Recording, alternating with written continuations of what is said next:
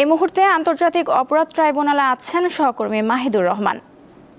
মাহিদুর, গ্রেফতার করা আসামিদের কি ট্রাইব্যুনালে হাজির করা হয়েছে? মামলার বিষয়ে আমাদের বিস্তারিত জানান।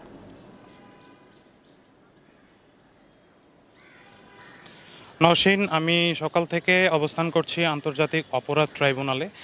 আমরা দেখতে পেয়েছি যে এখানে আজকের মামলার যে 3 আসামি, তার মধ্যে যিনি গ্রেফতার রয়েছেন চৌধুরী আবদুল্লাহ আল মামুন, সাবেক আইজিপি, তাকে কিন্তু ট্রাইব্যুনালে হাজির করা হয়েছে।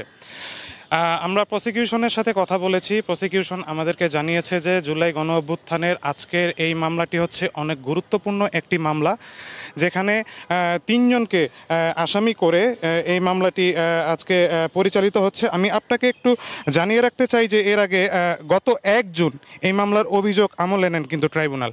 একই সঙ্গে এই মামলায় শেখ হাসিনা ও আসাদুজ্জামান কামালের বিরুদ্ধেও নতুন করে কিন্তু গ্রেপ্তারি পরোয়ানা জারি করা হয়েছিল। অপর আসামি চৌধুরী আবদুল্লাহ আল মামুন কিন্তু এই মামলার শোন অ্যারেস্ট দেখানো হয়েছে, যিনি আজকে উপস্থিত রয়েছেন। পাশাপাশি গত 16 জুন তাদের ট্রাইব্যুনালে হাজির ও মামলার পরবর্তী আদেশের দিন কিন্তু নির্ধারণ করা হয়েছিল। এরপরে গত 16 জুন তারা পলাতক থাকায়, গত 16 জুন শেখ হাসিনা এবং আসাদুজ্জামান খান পলাতক থাকায় ট্রাইব্যুনালে হাজির হতে না পারায় কিন্তু পত্রিকায় বিজ্ঞপ্তি জারি করতে নির্দেশ দিয়েছিলেন ট্রাইব্যুনাল। একই সঙ্গে কিন্তু গত 24 জুন এ বিষয়ে পরবর্তী শুনানির দিনও কিন্তু ধার্য করা হয়েছিল অপরাধ ট্রাইব্যুনাল থেকে।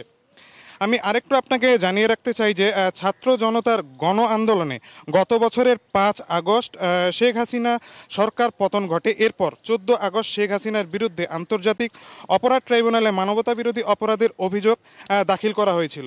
সেই অভিযোগের তদন্ত কিন্তু শুরু হয় গত বছরের 14 অক্টোবর। প্রায় 6 মাস 28 দিনের তদন্ত শেষ করে কিন্তু গত 12 মে শেখ হাসিনা সহ 3 জনের বিরুদ্ধে তদন্ত প্রতিবেদন কিন্তু এই আন্তর্জাতিক অপরাধ ট্রাইব্যুনালের তদন্ত সংস্থা। তো এরপরে কিন্তু আজকে পরবর্তী যে নির্দেশনা আসবে ট্রাইব্যুনালের ভেতর থেকে, সেই নির্দেশনা কি হয় আমি আপনাকে জানিয়ে দেওয়ার চেষ্টা করব। তো এই ছিল আন্তর্জাতিক অপরাধ ট্রাইব্যুনাল থেকে আমার কাছে সর্বশেষ। নওশীন। মাহিদুর, আপনাকে ধন্যবাদ।